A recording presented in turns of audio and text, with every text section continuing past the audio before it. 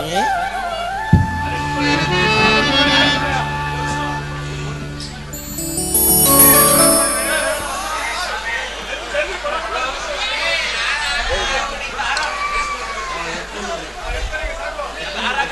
ತಗೊಂಡ್ರಪ್ಪ.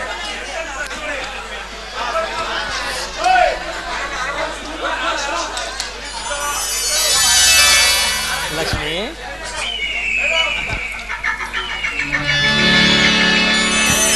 ಪ್ರಾಣೇಶ್ವರ ಕರೆದಿದ್ದು ಲಕ್ಷ್ಮಿ. ಬಂದಿಹೆ ನೀ ಲಕ್ಷ್ಮೀಪತಿ. ನೀನಲ್ಲವೇ ನನ್ನ ಅರಿಶಿನ ಕುಂಕುಮದ ಸೌಭಾಗ್ಯ. ಇದು ಈ ಭಕ್ತಳಲ್ಲಿ ಪ್ರಸನ್ನಾಗು ದೇವ.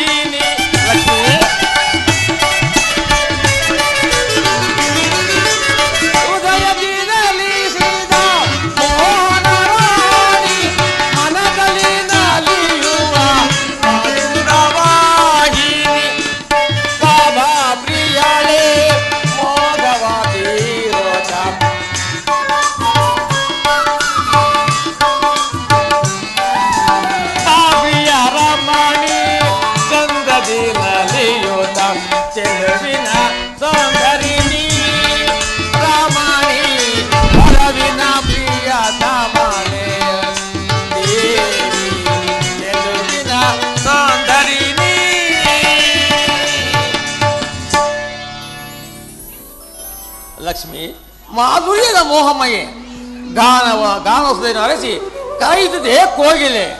ಲಕ್ಷ್ಮಿ, ನನ್ನನ್ನು ಧ್ಯಾನಿಸಲು ಕಾರಣವೇನು? ಪ್ರಾಣೇಶ್ವರ ಕರದಿ ಹೇಳಿ ಲಕ್ಷ್ಮಿ, ಎಲ್ಲಿ ಹೋಗಿಬಿಟ್ಟಿರಿ ಸ್ವಾಮಿ? ಹೀಗೆ ಅದೃಶ್ಯರಾದರೆ ನನ್ನ ಗತಿಯಾದರೂ ಏನು? ಆಹಾ, ಭೂದೇವಿ ಬಳಿಗೆ ಹೋಗಿದ್ದರೇನು? ಸ್ವಾಮಿ ಕರೆದಿದ್ದು ಈ ಲಕ್ಷ್ಮಿ. ಬಂದಿಹೆ ನೀ ಲಕ್ಷ್ಮೀಪತಿ. ನೀನಲ್ಲವೇ ನನ್ನ ಅರಿಶಿನ ಕುಂಕುಮದ ಸೌಭಾಗ್ಯವು. ಲಕ್ಷ್ಮಿ, ನಾನು ಬರುವುದೇ ತಡ. ನಿನ್ನ ಭಕ್ತಿ ಎಂಬ ಪಾಶವನ್ನು ನನ್ನ ಕರುಳಿಗೆ ಅರ್ಪಿಸಿದೆಯಲ್ಲ, ನಿನ್ನ ಇಚ್ಛೆ ಪರಿಪೂರ್ಣವಾಗಲಿ. ಧನ್ಯಳಾದಿನು ದೇವ. ಅದಿರಲಿ.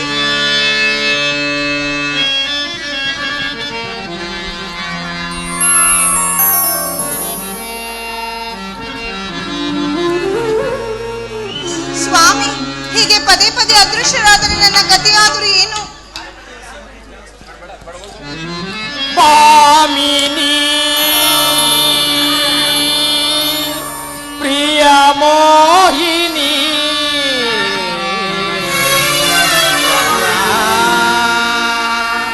ಮನದ ಸುಂದರಿ.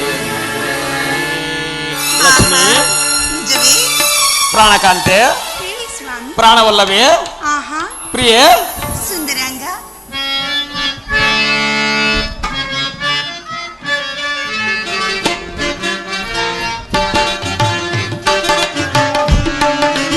ಪಾಮಿನಿ ಪ್ರಿಯ ಮೋಹಿನಿ ನನ್ನ ಮನದ ಸುಂದರಿ.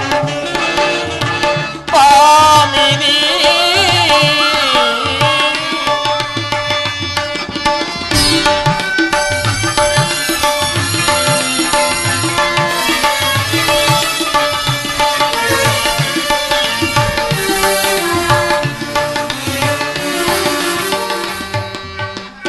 ಅನುಗ್ರಾಗ ನಿನ ಭಾವ ಪ್ರಿಯ ಮೋಹಿನಿ ಲಕ್ಷ್ಮಿ ಅನುರಾಗ ನಿನ ಭಾವ ಪ್ರಿಯ ಮೋಹಿನಿ ಮೊರೆ ಕೇಳಿ ಪರವತದಿ ನೀ ಬಂಧೆನೋ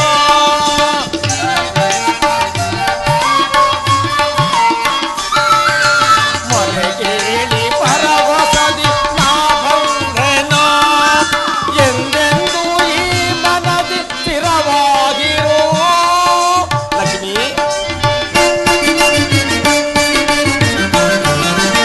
ಎಂದೆಂದೂ ಈ ಮನದಿ ಸ್ಥಿರವಾಗಿರು ನನ್ನ ದೇವಲುಮೆಯೇ ನೀನಾಗಿರು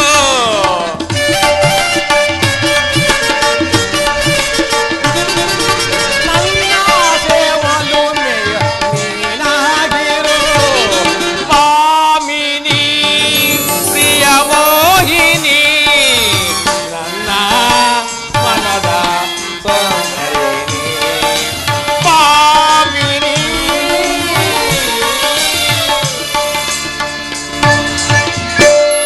ಸ್ವಾಮಿ, ನೀವು ಯಾವ ಕಾರ್ಯಕ್ಕೆ ಹೋಗುತ್ತಿರುವಂತೆ ತೋರುತ್ತಿರುವುದು? ಲಕ್ಷ್ಮಿ, ನವಬ್ರಹ್ಮಳಿಗೆ ಅಧಿನಾಯಕನಾದ ದಕ್ಷ ಬ್ರಹ್ಮನು ತಪಸ್ಸಿನಲ್ಲಿ ಮೆಚ್ಚಿ ಪಡೆದ ಪುತ್ರರಿಗೆ ಕಲ್ಯಾಣ ಮಾಡಲು ದಕ್ಷಲೋಕದಲ್ಲಿ ನಿಮಾಡುತ್ತಿರುವನು.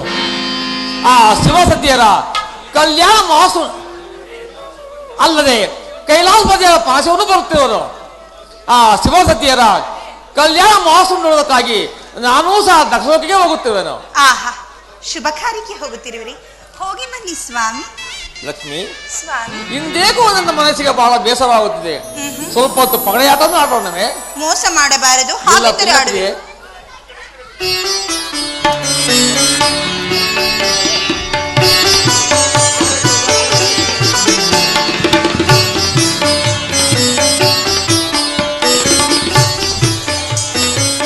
ಪ್ರಾರಂಭಿಸೋಣವೇ?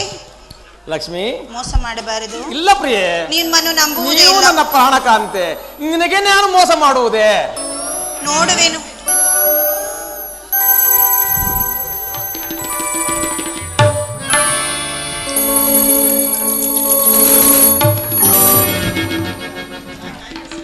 ಲಕ್ಷ್ಮಿ, ನನ್ನ ಆಟವೇ ಜೈವರಿತು. ಪ್ರಾಣೇಶ್ವರ, ಅಂದು ನೀವು ನನ್ನ ಸೌಂದರ್ಯಕ್ಕೆ ಸೋತಿರುವ ಕಾರಣ ಇಂದು ನಾನು ಆಟದಲ್ಲಿ ಸೋತಿರುವೆನಷ್ಟೇ. ಲಕ್ಷ್ಮಿ, ಮತ್ತೊಡೆ ಆಟವನ್ನು ಆಡೋಣವೇ? ಹಾಗೆ ಆಗಲಿ, ಈ ಸಾರಿ ನಾನೇ ಜಯಿಸಿ ತೋರಿಸುವೆ. ಇಲ್ಲ ಲಕ್ಷ್ಮಿ, ಸಾಧ್ಯವೇ ಇಲ್ಲ. ನೋಡೋಣ.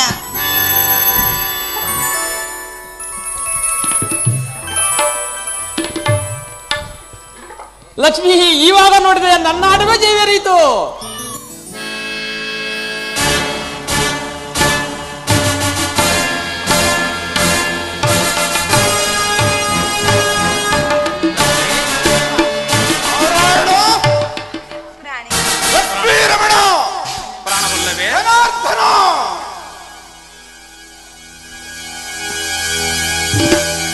ಈ ದೇವತೆಗಳಿಗೆ ಎಷ್ಟೊಂದು ದುರಾಂಕಾರ. ಸತ್ಯಲೋಕದಲ್ಲಿ ಆ ಬ್ರಹ್ಮನು ನನ್ನನ್ನೇ ದೂಷಿಸಿದನು. ಇದರ ಫಲ ಆ ಭೂಲೋಕದಲ್ಲಿ ಆ ಬ್ರಹ್ಮನಿಗೆ ದೇವಾಲಯಗಳೇ ಇಲ್ಲದಂತಾಗಿ ಪೂಜೆಯೂ ಇಲ್ಲದಿರಲೆಂದು ಶಾಪ ಕೊಟ್ಟು ಬಂದೆನು.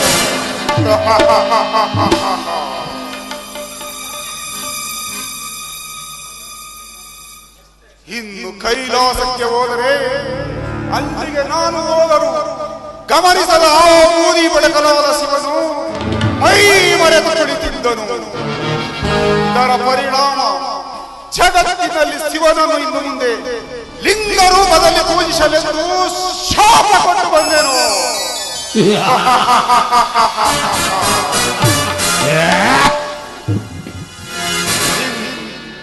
ಈ ವೈಕುಂಠಕ್ಕೆ ಬಂದರೆ ಈ ವಿಷ್ಣುವು ಲಕ್ಷ್ಮಿಯೊಡನೆ ಪಗಡೆಯಾಡುತ್ತಾ ನನ್ನ ಆಗಮನವನ್ನು ಗಮನಿಸದೆ ಮೈ ಮರೆತು ಕುಳಿತಿರುವುದು.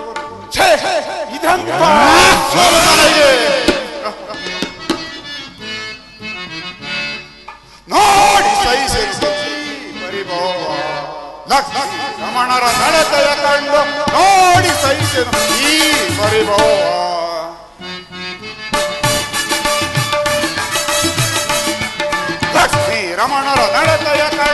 ನೋಡಿ ಸಹಿಸಲು ಈ ಪರಿಭವ.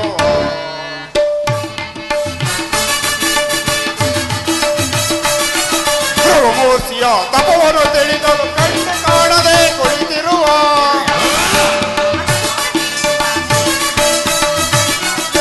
ಪ್ರಮೋಸಿಯ ತಪವನ್ನು ತಿಳಿದರು ಕಣ್ಣು ಕಾಣದೆ ಕುಳಿತಿರುವ ಲಕ್ಷ್ಮೀ ರಮಣಗೆ ಶಾಪವ ಕೊಡುವೆ. ಲಕ್ಷ್ಮೀ ರಮಣಗೆ ನೋಡಿ ಸಹಿಸಲು ಈ ಪರಿಭವ. ಲಕ್ಷ್ಮೀ ರಮಣರ ನಡತೆಯ ಕಂಡು ನೋಡಿ ಸಹಿಸಲು ನೋಡಿ ಸಹಿಸಲು ನೋಡಿ ಸಹಿಸಲು ಈ ಪರಿಭವ. ನಾರಾಯಣ ಲಕ್ಷ್ಮೀ ರಮಣ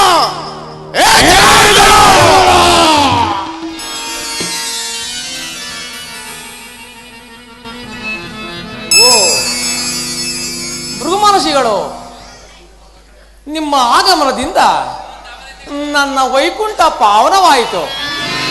ನಿಮ್ಮ ಪವಿತ್ರ ಪಾದಗಳು ಸೋಂಕಿ ನಾನು ಧನ್ಯನಾದೆ. ಬನ್ನಿ ಮಹಾತ್ಮರೇ, ಈ ಪೀಠದಲ್ಲಿ ಕುಳಿತುಕೊಳ್ಳಿ.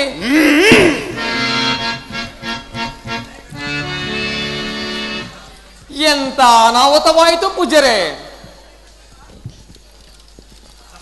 ಪೂಜಿಸಬೇಕಾದ ಪಾದಗಳಿಗೆ ಎಂತ ಅಪಚಾರವಾಗಿ ಹೋಯಿತು.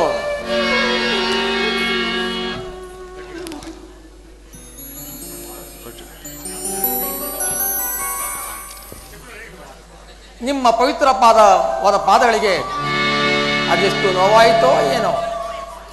ಕ್ಷಣಕಾಲ ನನ್ನನ್ನು ನಾನು ಮರೆತು ಯೋಗನಿದ್ದಲ್ಲಿ ತಲ್ಲೀನಾಗಿ ಬಿಟ್ಟೆ. ನಡೆದು ಹೋದ ಅಪಚಾರವನ್ನು ಮನ್ನಿಸಿ ಕೃಪೆ ಮಾಡುವಿರಾ? ಕ್ಷೀರಸೇನೋ, ನಾನು ನಿನ್ನ ವೈಕುಂಠಕ್ಕೆ ಆಗಮಿಸಿದಾಗ ನೀನು ನನ್ನನ್ನು ಗೌರವಿಸಿ ಗಮನಿಸದಿರುವುದು ಅಗೌರವ, ಅಧರ್ಮದ ಪ್ರತೀಕವಲ್ಲವೇ? ಭೃಗುದೇವ, ಧರ್ಮ ಅಧರ್ಮಗಳ ವಿವೇಚನೆಗೆ ತಕ್ಕ ಸಮಯವಲ್ಲ. ಅಧರ್ಮಿಗಳಿಗೆ ಧರ್ಮಿಷ್ಠೆಂದು ಬಿರುದಿಡಬಹುದೇ ಗುರುದೇವ? ಧರ್ಮ ಅಧರ್ಮಗೊಳಗೊಡವೇ ಈಗ ಬೇಡ. ದೇವತೆಗಳಲ್ಲೆಲ್ಲ ನೀನೊಬ್ಬ ಸಮಾಧಾನ ಚಿತ್ತನು. ಇನ್ನು ಮುಂದೆ ನಡೆಯುವ ಯಜ್ಞಕ್ಕೆ ನೀನೇ ಪೂಜ್ಯ ಯೋಗ್ಯರನು. ನಾನಿನ್ನು ಬರಲೇ ಲಕ್ಷ್ಮೀಪತಿ. ಹೋಗಿ ಬನ್ನಿ ಗುರುದೇವ.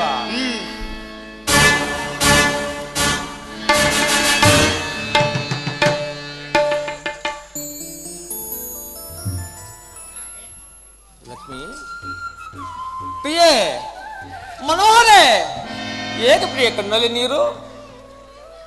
ಆಹಾ, ನೀವು ಮಾಡಿದ ಘನ ಕಾರ್ಯಕ್ಕೆ ಕಣ್ಣೀರು ಸುರಿಸದೆ ಆನಂದ ಪಡಬೇಕಾಗಿತ್ತೇನೋ? ಸೃಷ್ಟಿಕರ್ತನಿಗೆ ಜನ್ಮ ಕೊಟ್ಟ ತಂದೆಯನ್ನು ಒಬ್ಬ ಅಲ್ಪ ಮಾನವನು ಅವಮಾನಿಸಿ ಬಿಟ್ಟನಲ್ಲ ಸ್ವಾಮಿ. ಲಕ್ಷ್ಮಿ, ಭೃಗು ಮಹರ್ಷಿಗಳು ಮಹಾಜ್ಞಾನಿಗಳು. ಯಾವುದೋ ಘನ ಕಾರ್ಯವನ್ನು ಸಾಧಿಸುವ ಸಲುವಾಗಿ ಈ ರೀತಿ ವರ್ತಿಸಬರುದೇ ಹೊರತು ಅನ್ಯತಾ ಅಲ್ಲ. ಅಷ್ಟಕ್ಕೆ ನೀನು ವ್ಯಾಕುಲ ಪಡುತ್ತಾ ಕಣ್ಣೀರು ಹಾಕುವುದು ತರವೇ ಲಕ್ಷ್ಮಿ? ಸಮಾಧಾನ ತಂದುಕೋ ದೇವಿ, ಸಮಾಧಾನ ತಂದುಕೋ. ಸಮಾಧಾನ ಸಮಾಧಾನ. ನಿಮಗಾದ ಅಪಮಾನಕ್ಕೆ, ನನಗಾದ ಅಪಮಾನಕ್ಕೆ, ಆ ಭೃಗುವಾದ ಗರ್ವಿಗೆ ದಂಡನೆ ಆಗುವವರೆಗೂ ನನಗೆ ಸಮಾಧಾನವಿಲ್ಲ. ದೇವಿ ಲಕ್ಷ್ಮಿ, ಅನವರತ ನನ್ನ ಹೃದಯ ಮಂದದಲ್ಲಿ ವಾಸ ಮಾಡುತ್ತಿರುವ ನಿನಗೆ ನಿಜ ಭಕ್ತರೊಡನೆ ನನಗಿರುವ ಹೃದಯ ಸಂಬಂಧವೇನೆಂಬುದು ನಿನಗೆ ತಿಳಿಯದೆ ಲಕ್ಷ್ಮಿ? ಇಷ್ಟಕ್ಕೂ ಭೃಗುಮುನಿ ಪಾದ ಸ್ಪರ್ಶವಾಗಿದ್ದು ನನಗೆ. ನಿಮಗಲ್ಲ ನಿಮಗಲ್ಲ, ಅವನು ಒದ್ದಿದ್ದು ನಾನು ವಾಸಿಸುವ ನಿಮ್ಮ ವಕ್ಷಸ್ಥಳಕ್ಕೆ, ಶ್ರೀದೇವಿಯ ನಿವಾಸಕ್ಕೆ. ಆ ಗರ್ವಿಗೆ ದಂಡನೆಯನ್ನು ನೀಡದೆ ಅವನನ್ನು ನನ್ನೆದುರಿನಲ್ಲಿ ಕೊಂಡಾಡುವಿರಲ್ಲ, ಇದು ಸರಿ ಏನು? ಲೋಕಮಾತೆ, ತಾಯಿಯ ಮಡಿಲಲ್ಲಿ ಮಲಗಿರುವ ಮಗು ಅಳುತ್ತಾ ತಾಯಿಯ ಎದೆಗೆ ಕಾಲು ಚಾಚಿದರೆ ಎತ್ತ ತಾಯಿ ರೋಷದಿಂದ ಅದನ್ನು ಬಿಸಾಡುತ್ತಾಳೇನು? ಕಾಲಿನಿಂದ ಒದ್ದು ಗಾಸಿಗ ಉಳಿಸಿದವನಿಗೆ ಪ್ರೀತಿ ಸದಾ ಕಾಲ ನಿಮ್ಮ ಕಮಲ ಶ್ರೀವಿಯಲ್ಲಿ ನಿರತಳಾಗಿ ನಿಮ್ಮ ಪಾದವನ್ನೇ ಆಶ್ರಯಿಸಿರುವ ನನಗೆ ಬೇಡದ ನೀತಿ. ಅದೇ ಭಕ್ತನಿಗೂ ಭಗವಂತನಿಗಿರುವ ರೀತಿ. ನಿಮ್ಮ ರೀತಿ ನೀತಿಗಳು ನನಗೆ ಬೇಕಾಗಿಲ್ಲ. ಎಲ್ಲಿ ಎಲ್ಲಿ ಈ ಮಹಾಲಕ್ಷ್ಮಿಗೆ ಗೌರವವಿಲ್ಲವೋ ರಕ್ಷಣೆ ಇಲ್ಲವೋ ಅಲ್ಲಿ ಕ್ಷಣ ಮಾತ್ರವೋ ನಾನಿರುವುದಿಲ್ಲ. ಲಕ್ಷ್ಮೀ ರಮಾ ಪ್ರಾಣಕಾಂತೆ ಪ್ರಿಯೆ, ನಡೆದು ಹೋದ ಎಲ್ಲ ವಿಚಾರಗಳನ್ನು ಮರೆತು ಸ್ವಲ್ಪ ಹೊತ್ತು ಆನಂದದಿಂದ ಕಾಲವನ್ನು ಕಳೆಯೋಣ ಲಕ್ಷ್ಮಿ. ನನಗೆ ಅದು ಸಾಧ್ಯವಿಲ್ಲ ಸ್ವಾಮಿ. ಬೇಡ ಲಕ್ಷ್ಮಿ, ಒಪ್ಪಿಸಬೇಡ ಚಿನ್ನ. ನೀವು ಅವನಿಗೆ ದಂಡಿಸುವಿರೇ? ದಂಡಿಸುವೇನು? ಮುಂದೊಂದು ದಿನ ಅವನಿಗೆ ತಕ್ಕ ಪ್ರಯಾಸಿತ್ತ ಹಾಗೇ ತಿರುವುದು. ನಿಮ್ಮ ಮಾತನ್ನು ನಾನು ನಂಬಲೇನು? ನಂಬಬೇಕು ಲಕ್ಷ್ಮಿ, ನಂಬಲೇಬೇಕು. ಹಾಗೆ ಆಗಲಿ. ಅದು ಅಲ್ಲಿ ನೋಡಿ ಸ್ವಾಮಿ. ಆಹಾ, ನೀವು ಪದೇ ಪದೇ ಹೋಗಿ ಬರುತ್ತಿದ್ದಕ್ಕಾಗಿ ಏನು ಆ ಭೂದೇವಿಯು ಬಂದಿರುವಳು. ಶಾಂತಳಾದ ಲಕ್ಷ್ಮಿ, ನಿಮ್ಮಿಬ್ಬರಿಗೂ ಸಮಾನವಾದ ಭಾವನೆಯನ್ನು ತೀಟಿವೇನು? ಓ ಮಹಾಲಕ್ಷ್ಮಿ, ಶೋಭಿಸಬೇಡ ಲಕ್ಷ್ಮಿ. ಸ್ವಾಮಿ, ಇದೇನು ಸದಾ ಕಾಲದಲ್ಲಿಯೂ ಈ ಲಕ್ಷ್ಮಿಯ ಜೊತೆಲಿ ಕಾಲವನ್ನು ಕಳೆದರೆ ನನ್ನ ಅಂತಪುರಕ್ಕೆ ಬರುವುದು ಯಾವಾಗ ಸ್ವಾಮಿ? ಲಕ್ಷ್ಮಿ, ನೋಡಿದೆಯಾ ನೀನು ಬಂದರೂ ಅವರು ಲಕ್ಷ್ಮಿ ಲಕ್ಷ್ಮಿ ಎಂದೇ ಹೇಳುವರು. ಆಹಾ, ಹೌದೌದು, ನೀನು ಆ ರೀತಿ ಮೋಡಿಯನ್ನು ಮಾಡಿರುವೆ. ಬಿಡು ನನ್ನ ಸ್ವಾಮಿ. ಸ್ವಾಮಿ, ಇದ್ದ ಬನ್ನಿ ನನ್ನ ಜೊತೆಲಿ ನಾನು ಸ್ವಾಮಿ, ನನ್ನನ್ನು ಮರೆತು ಬಿಟ್ಟು ನೀನು. ಸ್ವಾಮಿ, ಲಕ್ಷ್ಮಿ, ಶ್ರೀದೇವಿ ಭೂದೇವಿ, ಚಿಂತಿಸಬೇಡ ದೇವಿ, ಕಮ್ಮಿಯೇ ಇಲ್ಲ ಸ್ವಾಮಿ. ಚಿಂತಿಸಬೇಡ ಭೂದೇವಿ. ನಾನು ಲಕ್ಷ್ಮಿ.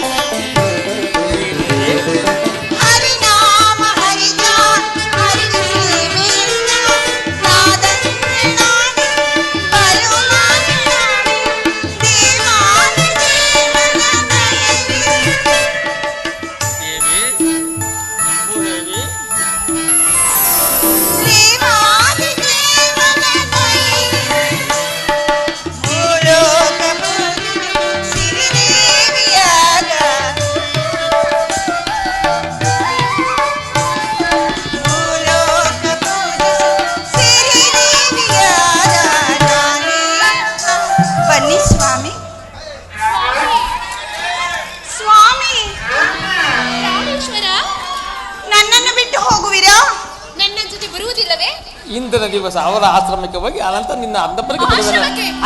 ಹೇಗೆ? ಜೊತೆಯಲ್ಲಿ ಹೋದರೆ ನೀವು ಆಶ್ರಮಕ್ಕೆ ಹೋಗಬೇಕಾಗುವುದು. ಇಲ್ಲ ಬಿಡಿ, ಅಂತಪುರಕ್ಕೆ ಸ್ವಾಮಿ, ಇಂದಿನ ದಿವಸ ಅವಳ ಮಾತಿಗೆ ಅಷ್ಟು ಬೇಗ ಮರುಳಾಗಿ ಬಿಟ್ಟಿರಲ್ಲ, ನಿಮ್ಮನ್ನು ಹೇಗೆ ನಂಬುವುದು? ಇಂದಿನ ದಿವಸ ಅವಳ ಅಂತಪುರಕ್ಕೆ ಹೋಗಿ ನಾಳೆ ನಿನ್ನ ಅಂತಪುರಕ್ಕೆ ಬರುವೆನು. ಮೊದಲು ಯಾರು ನಿಮ್ಮನ್ನು ವಿವಾಹವಾಗಿದ್ದು? ನನ್ನ ಮೇಲೆ ನೀವೇ ಲಕ್ಷ್ಮಿ. ಮತ್ತೆ ನಮ್ಮ ಅಂತವರಕ್ಕೆ ಬರಬೇಕು. ಹಾಗಾದ್ರೆ ನನ್ನ ಮೇಲೆ ಪ್ರೇಮವಿಲ್ಲವೋ? ನಿಮ್ಮ ಮೇಲೂ ಪ್ರೇಮವಿದೆ. ಇಬ್ಬರ ಮೇಲೂ ಸಮಾನವಾದ ಪ್ರೇಮನುಟ್ಟಿರುವೆನು. ಸ್ವಾಮಿ, ಹಾಗಾದ್ರೆ ಈ ಕಣ್ಣು ನಾನಲ್ಲವೇನು? ಹಾಗಾದ್ರೆ ಈ ಕಣ್ಣು ನಾನೇ ಅಲ್ಲವೇ? ನನಗೆ ಈ ಕಣ್ಣು ಬೇಡ, ಈ ಕಣ್ಣು ನಾನು. ಹಾಗಾದ್ರೆ ನಾನು ಈ ಕಣ್ಣು ಬರಬೇಕು. ಬನ್ನಿ ಸ್ವಾಮಿ. ಎರಡು ಕಣ್ಣನ್ನು ಇಬ್ಬರು ನೋಡುವೆನು. ಹಾಗೆ ಬನ್ನಿ.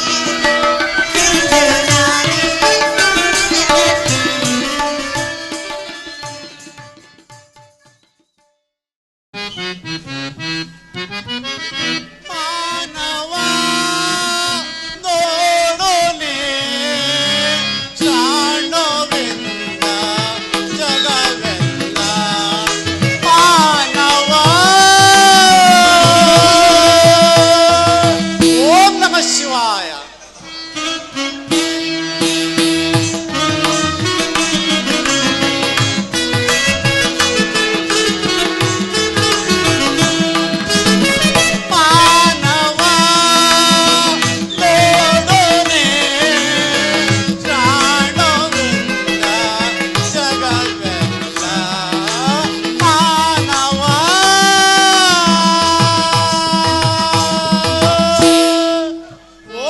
ಶಿವಾಯ. ನೀನು ನಿನ್ನ ಮನವನ ತೆರೆದು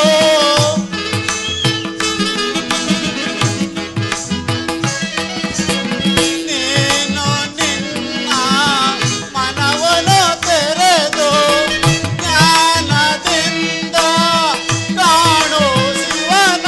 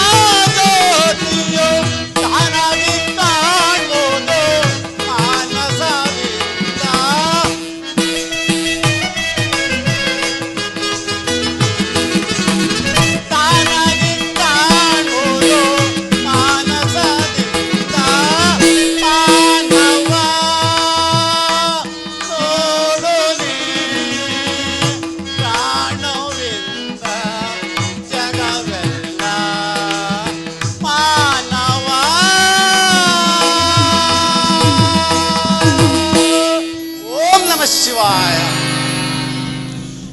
ದಕ್ಷ ಲೋಕದ ವೈಭವವನ್ನು ಏನೆಂದು ತಾನೇ ಹೇಳಲಿ, ಏನೆಂದು ತಾನೇ ವರ್ಣಿಸಲಿ. ದಕ್ಷ ಬ್ರಹ್ಮನು ಎಷ್ಟೇ ಆದರೂ ನವಬ್ರಹ್ಮರುಗಳ ಅಧಿನಾಯಕ. ಅಲ್ಲದೆ ತನ್ನ ಸುಪುತ್ರಿಯರಾದ ರೋಹಿಣಿ, ಸತಿಯರೇ ಮೊದಲಾದ ಸಾವಿರಾರು ಹೆಣ್ಣು ಮಕ್ಕಳನ್ನು ಪ್ರತಿಯೊಬ್ಬ ದೇವತೆಗಳಿಗೂ ಕೊಟ್ಟು ವಿವಾಹವನ್ನು ಮಾಡಲು ಕಲ್ಯಾಣ ಮಂಟಪವನ್ನು ನಿರ್ಮಿಸುತ್ತಿರುವನು. ಆದ್ದರಿಂದ ನಾನೀಗಲೇ ಹೋಗಿ ದಕ್ಷ ಕಲ್ಯಾಣಕ್ಕೆ ಸಹಾಯಕನಾಗುವೆನು. ಓಂ ನಮಃ ಶಿವಾಯ, ಓಂ ನಮಃ ಶಿವಾಯ. ಓಹೋ, ಅದು ದಕ್ಷ ಬ್ರಹ್ಮನ ಸಹಮಿತ್ರನಾದ ಜಾಲಬ್ರಹ್ಮನು ಇತ್ತಲೇ ಬರುತ್ತಿರುವನು. ಬರಲಿ ಬರಲಿ.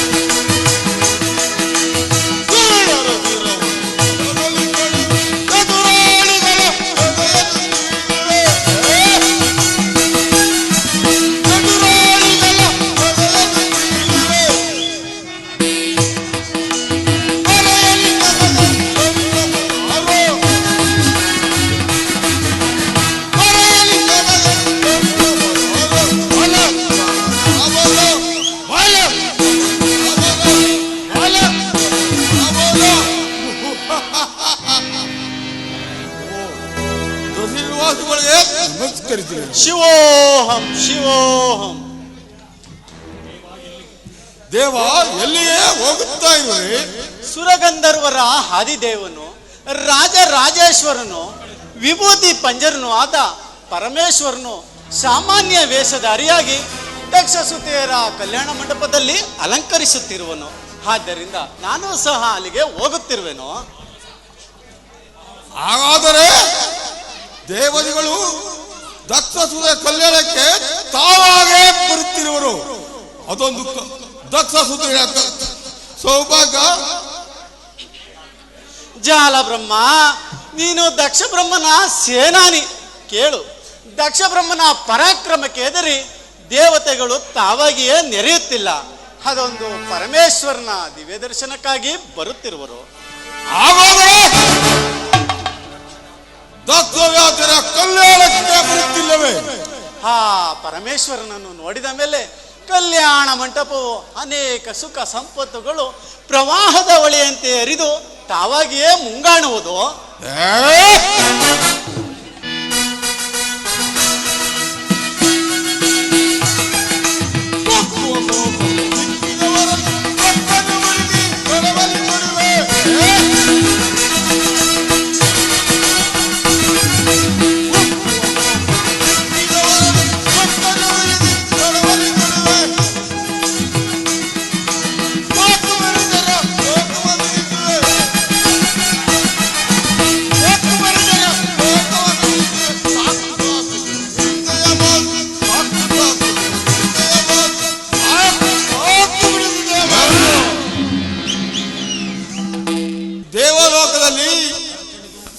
ದಕ್ಷಗಿಂತಲೂ ಪೂಜಾರರು ಮಾತ್ಮರೇ. ಹಾಗೆನ್ನಬಾರದು ಜಾಲ ಬ್ರಹ್ಮ. ಒಂದು ಕಡೆ ಶಿವ ಧ್ಯಾನ, ಮತ್ತೊಂದು ಕಡೆ ಮತ್ತೊಂದು ಧ್ಯಾನ ಮಾಡಬಾರದು. ಇವೆಲ್ಲವೂ ರಾಜಸದಿಂದ ಕೂಡಿರುವ ಅಹಂಕಾರವಾಗುವುದು. ಅಹಂಕಾರ ಪೌರುಷದಿಂದ ಗೆಲ್ಲಬಹುದು. ಆ ಪೌರುಷವು ವಿಧಿಗೆ ಅಧೀನವಾಗಿರುವುದು.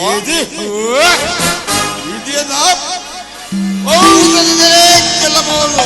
ಅದೊಂದು ಸಾಧ್ಯವಿಲ್ಲದ ಮಾತು ಜಾಲ ಬ್ರಹ್ಮ. ಕಾಲಾತೀತವಾಯಿತು. ಬಾ, ನಾವಿಬ್ಬರು ಕಲ್ಯಾಣ ಮಂಟಪಕ್ಕೆ ಹೋಗೋಣ. ಅದು ನಿನಗೆ ಮುಂದೆ ಗೊತ್ತಾಗುವುದು.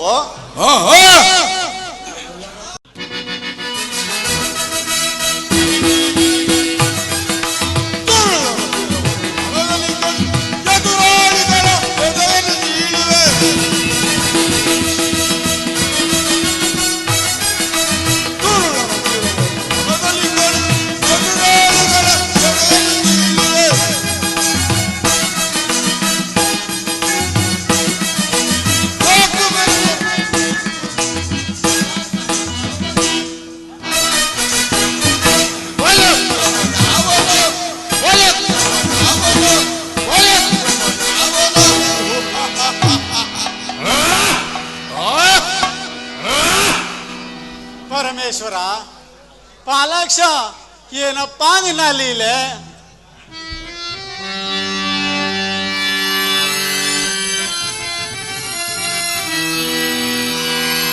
ಪಾಲಾಕ್ಷ,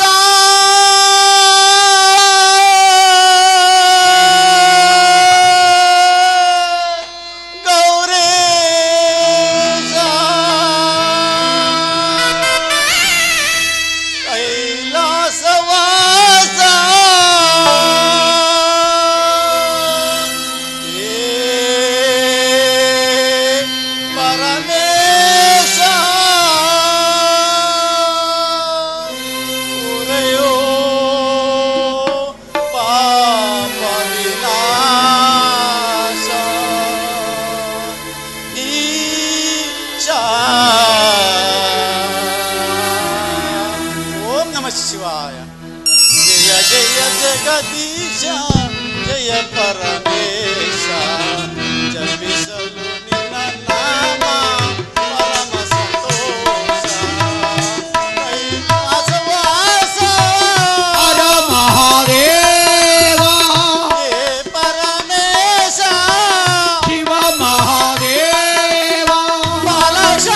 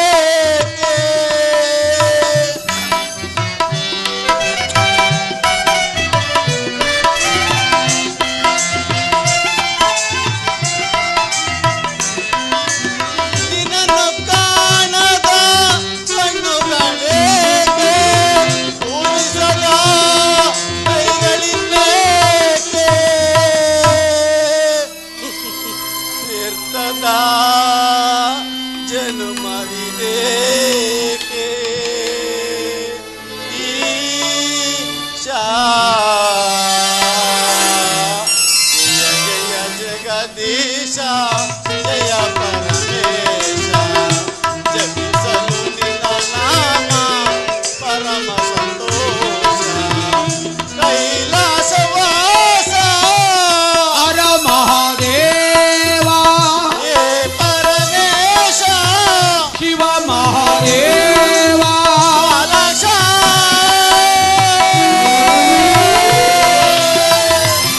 ಗೌರೀಶ. ಓಂ ನಮಃ ಶಿವಾಯ. ಓಂ ನಮಃ ಶಿವಾಯ.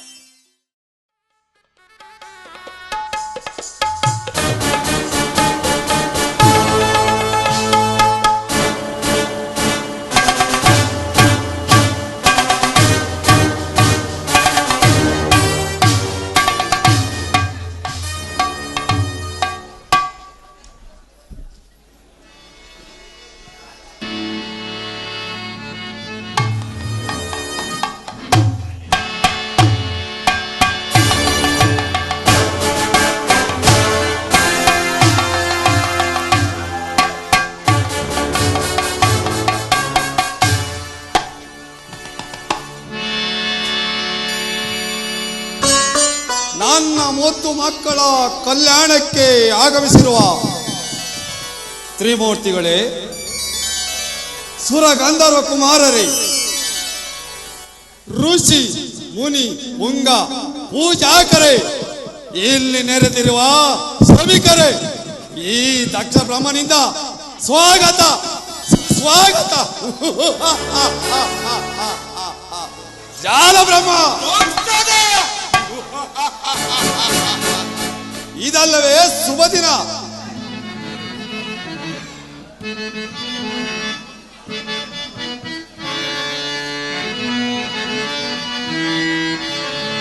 ಇದು ಶುಭ ದಯದ ದಿವಸ.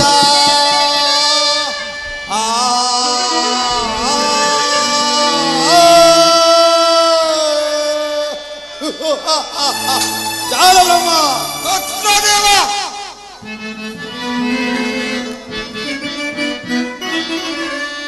ಇದು ಶುಭ ದಯದ ದಿವಸ.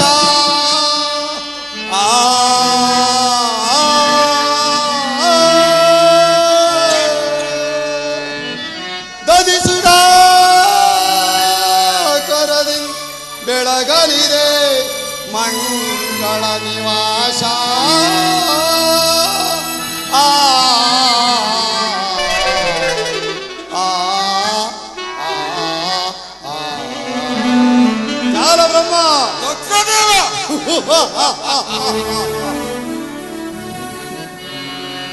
ಮಧುವಣಿಗರನು ನೋಡುವೆನು, ಮಧುವಣಿಗರನು ನೋಡುವೆನು, ಮಧುವಣಿಗರನು ನೋಡುವೆನು. ಮುದಲಿ ಬೆಳಗಲಿದ ಕಲ್ಯಾಣ ದಕ್ಷಲೋಕದಲ್ಲಿ.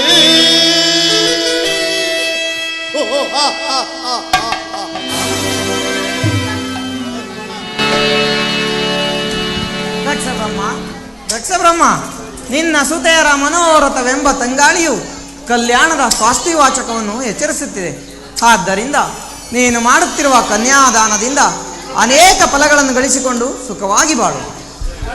ಕಲ್ಯಾಣವಾಯಿತಿ ಕಲ್ಯಾಣ ಮಂಟಪಕ್ಕೆ ಬ್ರಹ್ಮಚಾರಿಯ ದರ್ಶನದಿಂದ. ಒಟುದೇವ, ನಿಮ್ಮ ಆಗಮನದಿಂದ ನಮ್ಮ ಸುಪುತ್ರಿಯರ ಕಲ್ಯಾಣ ಮಂಟಪವು ಪವಿತ್ರವಾಯಿತು. ಸಾರ್ಥಕವಾಯಿತು ನಿನ್ನ ಜನ್ಮ ದಕ್ಷ ದೇವ. ಅನೇಕ ಚಿನ್ನದ ಬೊಂಬೆಗಳನ್ನು ಮಾಡಿ ವಿಶ್ವಕರ್ಮ ದೇವನು ಅವುಗಳನ್ನು ಕೂಡಿಟ್ಟ ದಿವ್ಯ ಕಲಾಮಂದಿರದಂತೆ ಕಾಣುತ್ತಿರುವುದೀ ನಿನ್ನ ಜಾತೆಯರ ಕಲ್ಯಾಣ ಮಂಟಪ.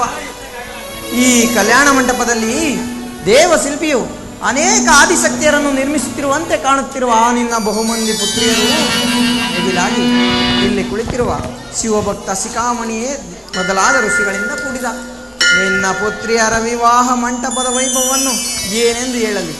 ತಳುವೇಕೆ ದಕ್ಷ ಬ್ರಹ್ಮ, ಆ ಮೂರು ಮೂರ್ತಿಗಳ ಮುಂದಿಟ್ಟು ನಿನ್ನ ಸುತೆಯರಿಗೆ ವಿವಾಹವನ್ನು ಮಾಡು. ಬ್ರಹ್ಮಚಾರಿ ನೆರೆದರೀಶ್ವರ ಗಂಧರ್ವರು ನನ್ನ ಮುತ್ತು ಮಕ್ಕಳ ಕಲ್ಯಾಣಕ್ಕೆ ಅದೊಂದು ಈ ದಕ್ಷ ಬ್ರಹ್ಮನ ಭಾಗ್ಯ. ಮುಂದುವರಿ ದಕ್ಷದೇವ, ನಿನ್ನ ಮಕ್ಕಳ ಕಾರ್ಯದಲ್ಲಿ ಕಳವೆತ್ತ ರಾಜಹಂಸನಿಯ ಮರಿಗಳಂತೆ ರಾರಾಜಿಸುತ್ತಿರುವ ನಿನ್ನ ಮಕ್ಕಳ ಮಂಗಳ ಸೂತ್ರಕ್ಕೆ ಮಂಗಳವಾಗಲಿ. ಸಂತೋಷಭರಿತನಾದನು ನಿಮ್ಮ ಸಕಾಲ ಬಲದಿಂದ ಒಡೆದೇವ. ಮಂಗಳವಾಣಿಗರನ್ನು ಮಾತನಾಡಿಸಲೇ ಅಗತ್ಯವಾಗಿ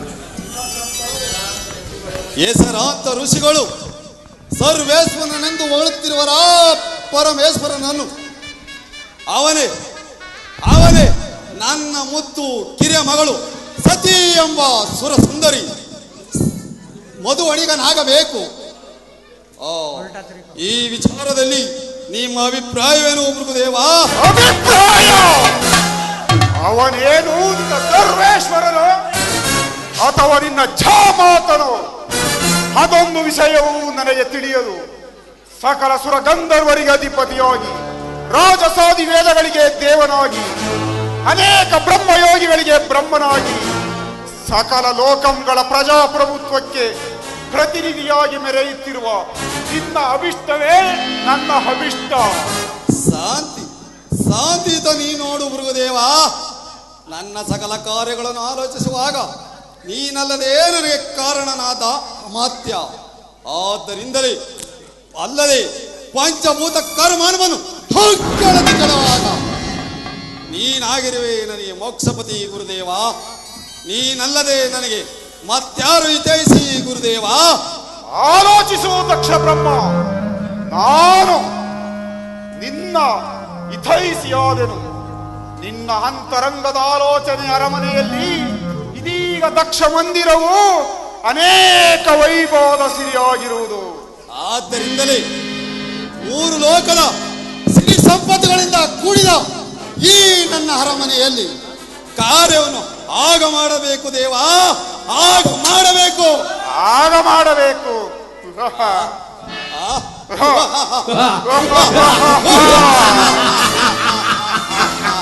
ನೆರವೇರಿಸು ನಿನ್ನ ಸುಧೆಯರ ಕಲ್ಯಾಣವನ್ನು. ಘನಗಂಭೀರವಾದ ಸರದಿಯಂತೆ ಶಾಂತವಾಗಿ ರಂಜಿಸುವ ಈ ನಿನ್ನ ಮಂದಿರದ ಸರದಿಯಲ್ಲಿ ಈಜಾಡಲ ನಿನ್ನ ಸುಪುತ್ರಿಯರು. ಆಜ್ಞೆ, ಮಹಾದಾಜ್ಞೆ. ತಥಾಸ್ತು.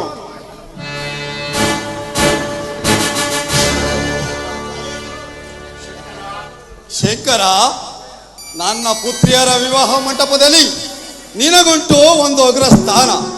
ಇದಕ್ಕೆ ದಯಮಾಡಿಸುವೆಯಾ ಶಂಕರ? ಸಮ್ಮತಿಸುವೆಯಾ ಶಂಕರ? ನನಗೊಂಟು ದಕ್ಷ ಜಾತೆಯರ ಪ್ರೇಮ, ಅದಾವ ಸೊತೆ ನಿಲ್ಲುವಳು ನನ್ನ ಪ್ರಣಯ ಪ್ರೇಮಕ್ಕೆ ದಕ್ಷಪತಿ.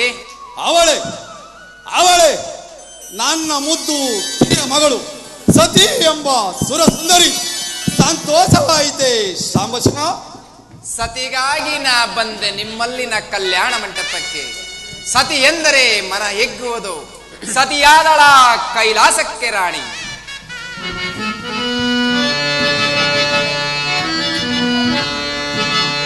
ಅಮರ ದೇಶದಿ ಮೆರೆಯುವ ಸೌದಯ ಸೌಭಾಗ್ಯದಿಂದ ಶವ ದಕ್ಷ ಲೋಕವಿದು.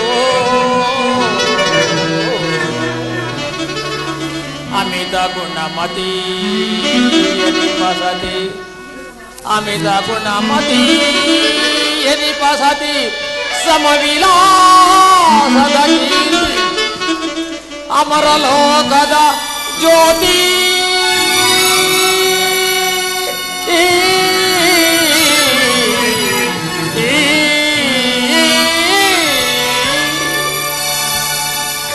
ದಕ್ಷಪತಿ, ಅಮರಲೋಕದ ಜ್ಯೋತಿಯಾದಳ ನಿನ್ನ ಸತಿ ಎಂಬ ಮಗಳು. ಇದನ್ನು ವಿವೇಕಿಸಿದ ನೀನೇ ಭಾಗ್ಯಶಾಲಿಯು. ಧನ್ಯನಾದನು ಜನಾರ್ದನ, ಧನ್ಯನಾದನು.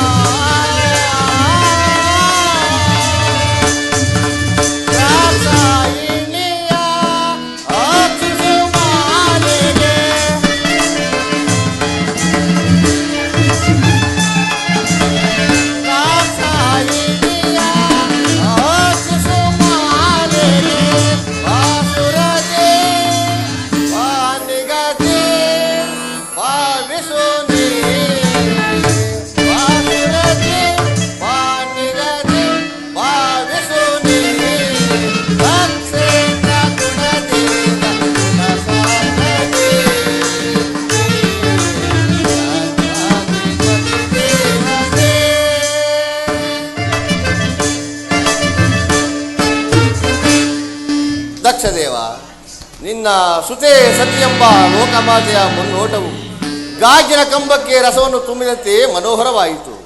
ಆದ್ದರಿಂದ ಶಿವ ಸತ್ಯರೊಂದಾಗುವ ಭಕ್ತಿಯನ್ನು ಈ ಜಗತ್ತಿಗೆ ಹರಡಿಸಿದ ನೀನೇ ಭಾಗ್ಯಶಾಲಿ. ಇದೆಲ್ಲ ಮೂರು ಮೂರ್ತಿಗಳಾದ ನಿಮ್ಮ ಕರುಣ. ಬ್ರಹ್ಮನ ಮಾತನ್ನು ಕೇಳಿದೆಯಾ ಜಾಲಬ್ರಹ್ಮ? ದಕ್ಷದೇವ ಜಂಬು ಕೂಗಿದರೆ ಏನು ಕರುಣವೇನು?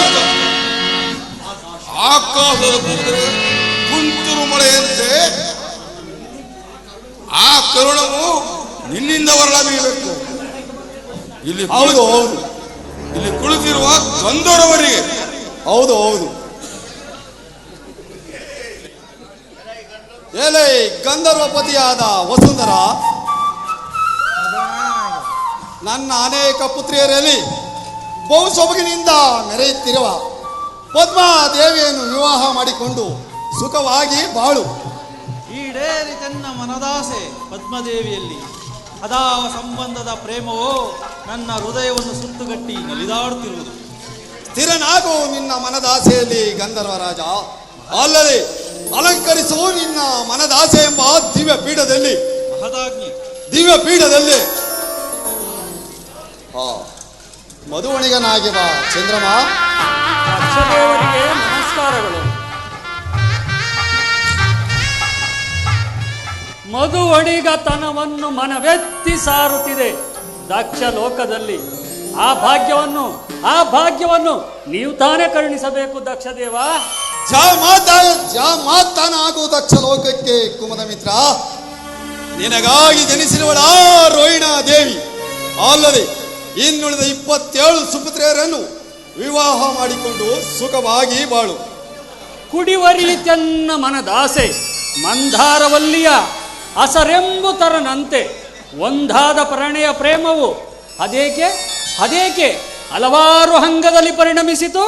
ಪ್ರಣಯ ಒಂದು, ಪ್ರೇಮ ಹಲವಾರು, ಹಂಗ ಅನಂತ ರೂಪು. ನಿನಗೆ ನೆನಪಿರಲಿ ಚಂದ್ರಮ, ನಿನಗೆ ನೆನಪಿರಲಿ.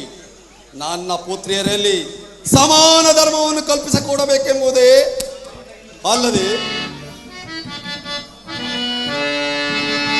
ದಗದಗಿ ಸಲ್ಕಾಲಾಕಿಯಂ ದಗದಗಿಸಿ ಮೆರೆಯಲ್ ಭಯಂಕರ ವೈರವಿ ಚೂರದಿ ದಗದಗಿಸಿ ದಕ್ಷ ವೀರನ ದಗದಗಿಸಿ ಗಾಢ ಪ್ರತಿಜ್ಞೆಯ ಶೈಸಿತು ಕುಮದ ಮಿತ್ರ.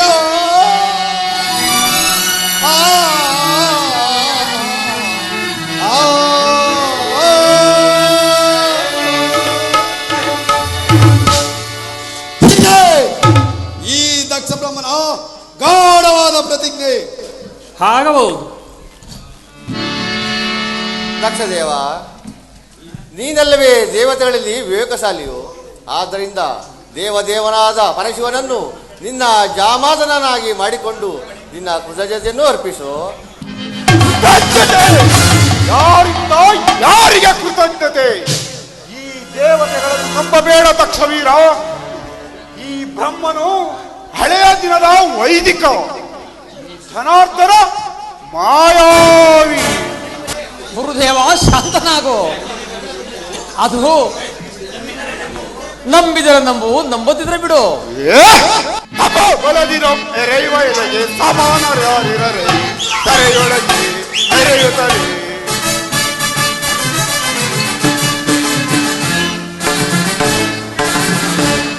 ಬಲದಿನ ಮೆರೆಯುವ ಎಲೆಗೆ ಸಮಾನರಾರಿರರೆ ಕರೆಯೊಳಗೆ ಮೆರೆಯುತ್ತದೆ.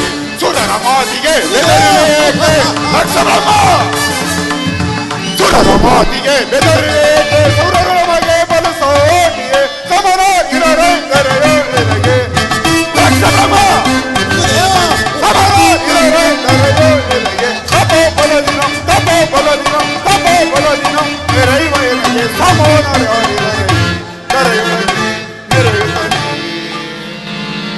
ಜನಾರ್ದನ, ನಿನ್ನ ಮಾಯಾಜಾಲವು ನನ್ನಲ್ಲಿ ಫಲಿಸಲು ಜನಾರ್ದನ. ಗುರುದೇವ, ಅದು ನಿನಗೆ ಮುಂದೆ ಗೊತ್ತಾಗುವುದು. ಈ ಭೃಗುದೇವನಿಗೆ ದೇವತೆಗಳಿಂದ ಗೊತ್ತಾಗುವ ಕಾರ್ಯವನ್ನಿಲ್ಲ ಈ ದಕ್ಷ ಲೋಕದಲ್ಲಿ.